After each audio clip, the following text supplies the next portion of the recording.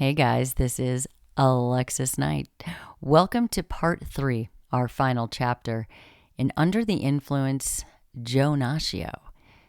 If you haven't listened to parts 1 or 2, you really need to grab those and take a listen first because everything is set up for what we're going to go over here in part 3. This is the final chapter in our saga of Joe Nacchio, the man who went from corporate titan to convicted criminal, all because he was under the influence of his own ambition and greed. To see how this can work under power and success just might help us understand how one human can influence another human to commit crimes or maybe join a cult or do odd things we think that person would never do. Anyone can fall under the influence. It just takes the right time, the right combination, the right set of circumstances. We all could be victims, folks.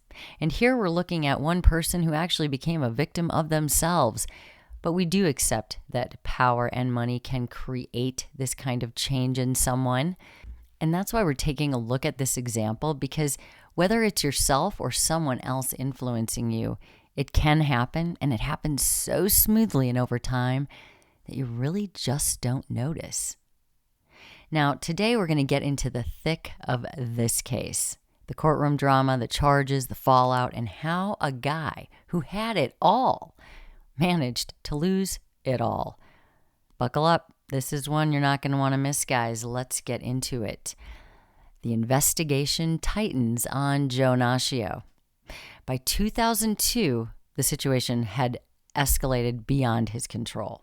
The SEC had launched a full-blown investigation into Qwest's financial practices. Their suspicions were raised by the timing and the volume of Nacchio's stock sales, his own stock sales, that he is trying to sell off while he's telling the public the stock is great. This all coincided suspiciously with internal knowledge that the company's financial health was not great. It was far worse than publicly disclosed. And inside of Qwest, now there was total chaos. Employees were reportedly feeling immense pressure to meet unrealistic financial goals. The investigation revealed that financial reports had been manipulated. Accounting tricks were used to inflate revenue figures, and aggressive sales projections were crafted, all to mislead investors.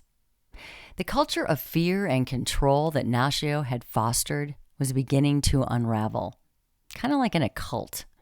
Witnesses started coming forward, including several key executives who had been privy to Nacchio's private meetings. Emails surfaced showing that Nacchio was aware of the company's precarious position, but continued to paint this rosy picture to shareholders and the public. These revelations were the beginning of the end for Nacchio. Now, the trial. This trial took place in 2007, and it was nothing short of complete drama. Nacchio, who had once been the master of the boardroom, now found himself on the defensive in a courtroom. His legal team argued that Nacchio had made the stock sales as part of a pre-planned diversification strategy, and that he had no insider knowledge that Qwest was on the brink of collapse. They claimed he was just another CEO navigating a turbulent market. But the prosecution, they had other ideas. They painted Nacchio as a greedy executive who put his own interests above those of his company and his investors. They detailed how he sold $52 million worth of Qwest stock while knowing that the company's financials were being manipulated to hide the truth. Witnesses described a man who had become increasingly paranoid and erratic and just disconnected from reality, a man desperate to maintain his status and his wealth at any cost. Now, one of the most damning pieces of evidence was this email exchange between Nacchio and his CFO. In it, the CFO warned that the company's revenue targets were unsustainable and that they were effectively running on fumes. So how did Nacchio respond to that? Well, he just said, push for more sales, cut more deals, even if it meant bending the rules. The jury was shown graphs of Nacchio's stock sales, which perfectly coincided with the internal discussions about Qwest's failing financial health. And then, of course, come the testimonies from former colleagues and associates who described the culture under Nacchio's leadership. One former executive testified that we were all under incredible pressure. Joe wanted results, and he didn't care how we got them. There was a sense that if you didn't deliver, you'd be out. And this kind of thing painted a picture of a CEO who was willing to sacrifice anything and anyone to protect his own image and wealth. Well, after weeks of testimony and a lot of evidence, they had to go through a lot of financials, a lot of stuff. The jury took just over a week to deliberate, not that long. And on April 19th in 2007, they returned with their verdict. Joe Nacchio was found guilty on 19 counts of insider trading. The court found that he had knowingly sold $52 million worth of Qwest stock based on non-public information. This would defraud investors in the process. This is illegal. His sentence, 6 years in federal prison, a $19 million fine, and the forfeiture of his $52 million in illegal gains. But the real punishment here was beyond the courtroom. I mean, how does someone like this deal with it? He was looking only one direction. He had his horse blinders on. He's looking ahead. He doesn't see them coming for him. He sees only his way out, however desperate it has to be. And now here he is getting this verdict. This guy went from being a celebrated CEO to a disgraced figure, his name becoming synonymous with corporate greed. The media covered his fall extensively as well, by the way, and he became a cautionary tale for others of what happens when the pursuit of power goes unchecked. Now, this happens all the time. Maybe Joe Nacchio's story stopped someone from being reckless in this way and ruining their entire lives. But usually what happens is when you see that dollar and you're getting sucked in, you don't even notice what's happening before it is too late. Like with Joe, he had an image, he became delusional, and he became desperate. And at that point, the old person is gone. Nacchio's actions had far-reaching consequences. Beyond himself, Qwest Communications was left in a financial state of ruin, its stock plummeting to historic lows, and thousands of employees just lost their jobs. The scandal triggered a series of lawsuits from shareholders and creditors who had all lost billions of dollars.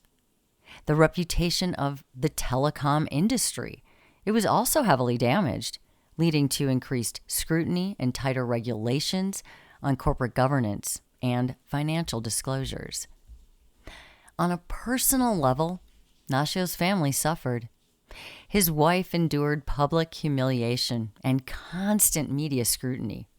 His children had to face the shame of their father's conviction. And Nacchio himself had to struggle to adapt to life after prison, finding that his reputation was tarnished beyond repair. He did attempt to re-enter public life, writing a book and giving occasional interviews, but the stigma of all of this, it never left him. So what does Joe Nacchio's story tell us? Well, it's a clear example of how influence can corrupt and destroy, and it doesn't matter what form it takes. Okay? And that's really the point here. We accept that being under the influence of drugs and alcohol takes away our sense of reasoning. We try to accept that people get unwillingly or unknowingly sucked up by a cult, right? Or we just assume there must be something wrong with them, certainly something that you don't have, just they have it. That's why they got sucked in, right? But the truth of being under the influence is that it can come in many forms, and it would behoove us all to take notice of those forms and just accept them. so that hopefully we can avoid becoming a victim of them. Sure, Joe Nacchio was not under the influence of someone else or drugs, but he was under the influence of his own greed and ambition. He was addicted to the power and wealth that came with being at the top, and he was willing to do anything to stay there. He had lost all rationale and reasoning, and he would even be willing to break the law, which he did. Now, if we can believe that a man like Joe Nacchio, with all of his intelligence and experience and resources, if he could be so easily led astray by the pursuit of money and fame, why is it that we do find it so hard to accept that people can be influenced by other people? Influence does not always have to be about money or power or drugs and alcohol. It can be about relationships, ideologies, or just simply wanting to belong. When we lack, we seek, but sometimes we don't look at what we are seeking out. Think about it. If Nacchio could fall under the influence of his own ambition, then we really shouldn't find it hard to believe that we can be manipulated by someone else. I mean, if we could do it to ourselves, especially if that person is charismatic or holds some kind of power over the other person, or is just someone that we want to idolize, someone we look up to. Influence is influence, no matter what form it takes. Whether it comes from a bank account or a persuasive person or voice, we all can be vulnerable. And that's that, guys. So the next time that we think that cults are different than con artists, are different than someone who is just so stupid, we might want to think again. Influence is influence. Influence is everywhere. This series is about mainly being under the influence of someone else, something that we find very hard to believe, that you can actually have your mental capacities hijacked. But I hope this story of Joe Nacchio, this true story of his travels through his own delusion, helps you realize how easy influence can happen and how we can be so unaware, even when we're doing it to ourselves. So if someone that you admire is influencing you in some way, or someone you're seeking approval from, you might not even notice. So maybe take a check of your own life, see what's going on there. Maybe you know someone. Anyone under the influence should be set free to their own mental faculties and thoughts. Thank you for joining me on another chaotic ride through the world of real life, guys. Remember, the next time you hear a story about someone under the influence, just think twice before you judge them. Stay safe out there. Stay out of trouble. And until next time, guys, this is Alexis Knight.